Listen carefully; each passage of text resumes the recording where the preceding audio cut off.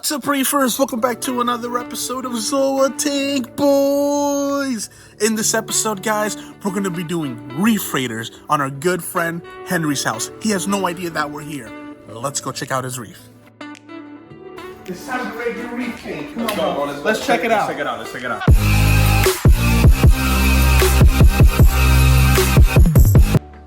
Alright, guys, so I'm here with Henry. He's a good friend of ours, and we had no idea that he was such a big reefer and into the hobby as much as we are.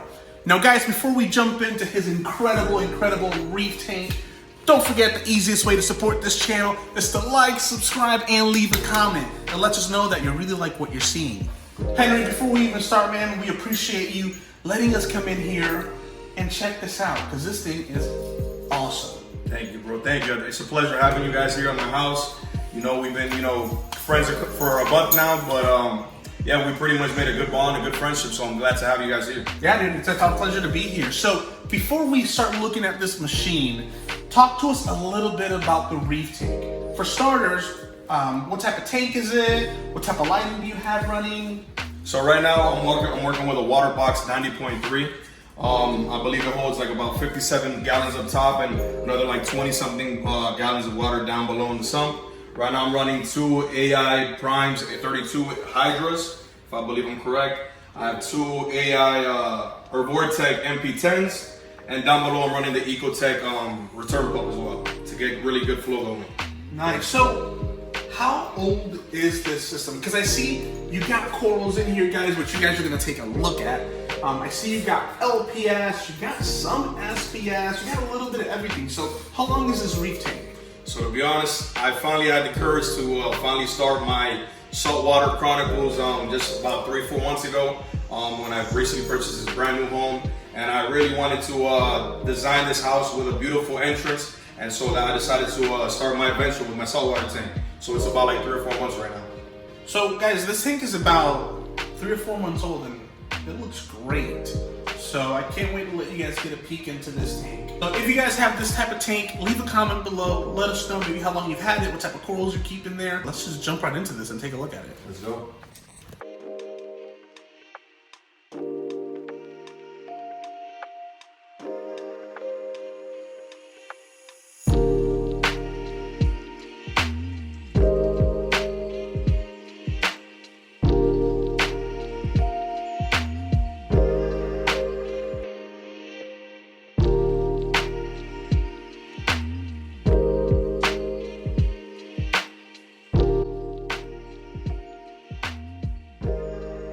Alright, bro, so talk to me about all your corals. I see some crazy fire in here. For sure, bro. So in the center right here, I'm working on my torch corals.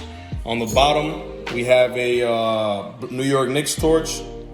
Pretty cool. How long have you had that torch? Because that torch looks super happy. Guys, look at the polyps, the extension. You see the gold, the blue. I'm a huge fan of torches. How long have you had that? Yeah, bro. I've actually only had it for like about 2 or 3 weeks now. Yeah, dude, it looks super happy. Yeah, super happy. So I see you have a green torch with blue tips. Now that thing glows. I mean, that's got to be one of your favorite torches. Yeah, bro, for sure. It's crazy how much from day one the tentacles have extended. Now, guys, I don't know if you can see, but those sweepers out there, they really want to touch some of the other coral. So whenever you're placing your corals, guys, be careful. Because as this coral gets happy, he will extend his polyps and potentially even touch your hammers or your candy canes. So we want to keep an eye on that. For sure. So you got your New York Knicks, you got your blue tip torch. I do see that bad guy back there. Yes, sir. A dragon soul, one of my favorite torches. Yeah, and what's impressive is how it's maintained its color. It looks like it's splitting. Yeah, bro. It's actually 2 heads. Oh, it is 2 heads. Okay. Yeah. It looks great. Yeah, bro. It's growing. We have another torch here. Would you say that's an Aussie blue teal tip torch? Yeah, bro, I would say so. Excellent. So guys, if you're seeing a little bit of haziness in the aquarium, he was working on the tank a little earlier, so everything is getting a little settled down, but we had to film it. Looks phenomenal. Talk to us about these guys. So those are my 2 SCOLYS that I got at a really good rate at Worldwide Corals, one of my favorite places to shop at. Yeah, those look pretty cool, and they look really good together. Yeah, bro. Great color contrast. Yes, sir. We actually had an inconvenience where one of my torches fell off and ended up falling directly onto that red SCOLY, that red war paint SCOLY. Right there? Yes, sir. Well, it's crazy. It looks like it's healing pretty good. Yeah, bro. Everything is pretty much thriving in this tank. Now, guys, if you have any tips as to how to make this SCOLY recover, leave a comment below. We've talked a little bit about how to recover it, but it's always good to hear other people's perspectives. Sure. Now, I do see, it looks like you're working on a ZOA garden. Yes, sir. Talk to me about some of these zoanthids. So one of my favorite zoanthids here on this mountain of ZOAS is probably my Illuminatis, which are right next to my people leaders, my red people leaders, that are doing really well. Got some really big fat heads on them. On the left of it, we have some nice armor of gods. Down below, we have a nice, really huge Daisy Duke colony. Yeah, that's a really big colony. Yeah, Looks really good. That's around like 20, 25 heads. We have some Utter Chaoses. We have some King Midas, some Hurricanes. One of my also favorite ones is the Bam Bams.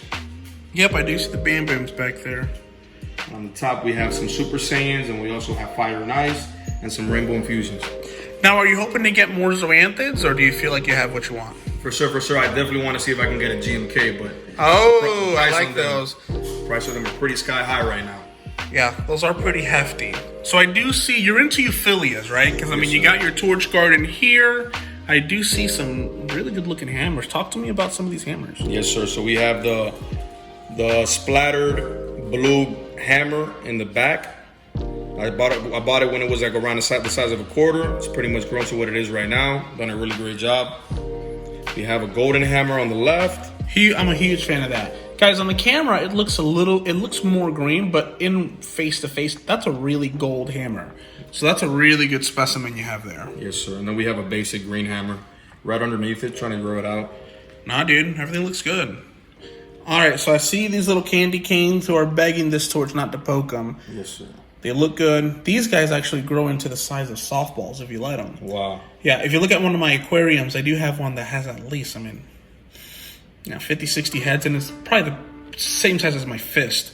So these guys get gnarly. They get pretty large. I can't wait till it grows out.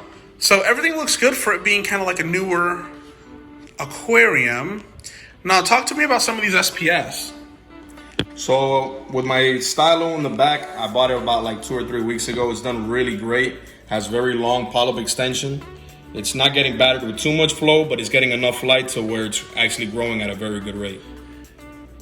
And it's kind of hard to capture it here, guys. But I think that's some type of Montipora. Do you happen to know the name of that Montipora? I actually do not. I bought it at Aquashella. Okay, so it's red with like blue dots. Guys, leave a comment below. It might be like a Superman style Montipora.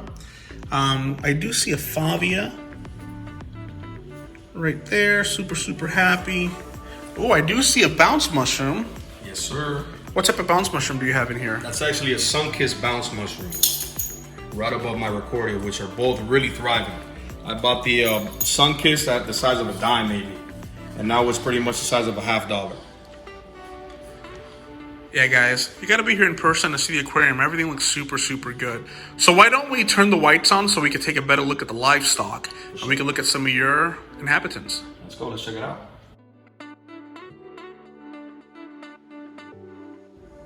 And we're back, Hector on camera. So now that we have the lights on, Henry, what are some of the livestock you have here? So we have a huge assortment of fish right now. We have a beautiful sailfin tang. We have a blue hippo tang. I have a really nice yellow banana wrasse on the right of the tank. We have 5 chromies in there, 2 clownfish, and a beautiful blenny. I see a few shrimp in here. What type of shrimp are they? I have a blood shrimp and I have a cleaner shrimp, along with a fighting conch and a few snails and invertebrates. Okay, and is that the most of your cleaner crew? Yes, sir. I have a sea urchin somewhere swimming around the tank. Oh man, you got some nice rock flowers down here too, I see. Yeah, I actually have 3. That bottom left one is growing real nice. Wow. Now, Henry, tell us something that you don't have in here. Maybe like a fish that you would say is your dream fish. Maybe something you have on your list. Or do you feel like your tank is pretty stocked? I think it's pretty stocked right now. One of my main fishes that I really would have liked to add to my tank are actual angel fishes. But obviously we all know that they don't play along with coral, so that wouldn't be in the picture. That is a good observation. Well, they play along pretty well. They're just going to eat them. Correct. So you don't want them to. They don't play nice. They don't play nice. So, that's what I'm saying. take a look at that really nice pulsing Xenia island. So super, super smart. I like that you did that. One of the biggest mistakes reefers make when they first get into the hobby is they add a pulsing Xenia to the regular aquascape. And unfortunately, they're very, very invasive. So 6 months later, half your aquarium is full of pulsing Xenia, then you can't get them out. So super smart. That thing will fill up and they're pulsing to look gorgeous. So maybe I should add some pulsing Xenia. What do you guys think? Like, what type of lights do you have? I'm actually running AI Primes 32 hydras. I believe I'm running all blues at 100%. Okay. And do you have anything cooking in the sump? And the sump is pretty much basic. Right now, since it's a fairly new tank, I'm not running a skimmer momentarily. But now that I've been working on my nutrients in my tank, because I was recently fighting off dinos, I'm actually gonna have to buy a skimmer to try to keep my nitrates at the correct level that it should be at to make sure that my crows thrive. What do you think, Manny? If you guys have been following the channel for some time, and you guys might be seeing me sitting down, guys, we've been driving all day, we've been running around It's been town. a long day. Visiting reefers, filming, just having a blast, because we love making this content for you guys.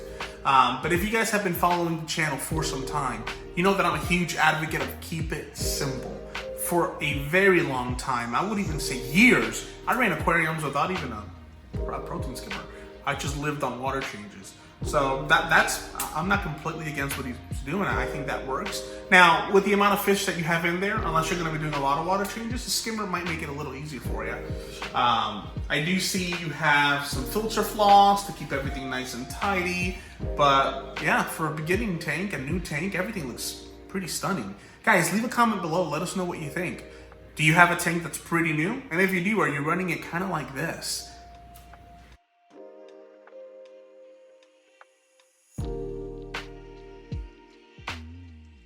Alright guys, so that's going to wrap it up for this episode of ZOA Tank Boys. First off, I want to say thank you to Henry for letting us raid his reef. And again, don't forget to like, subscribe, and hit that notification bell. It lets us know that we're doing a great job and you guys enjoy the content. Now with that being said, before we wrap up, we have to do a shout out. So this episode shout out is going to Rudra. And what they said is, one thing I've come to realize is that reef tanks tend to match the personalities of the reefers. Just look at ZTBs and their rings. Really does match their personality and vibe. Now check out our other channels and tell me I am wrong. Don't you think reef tank coral setup matches their reefers? So thanks again for commenting. Please guys, don't forget to comment down below so that we can choose our next person. And with that being said, till next time, ZOA Tank Boys out!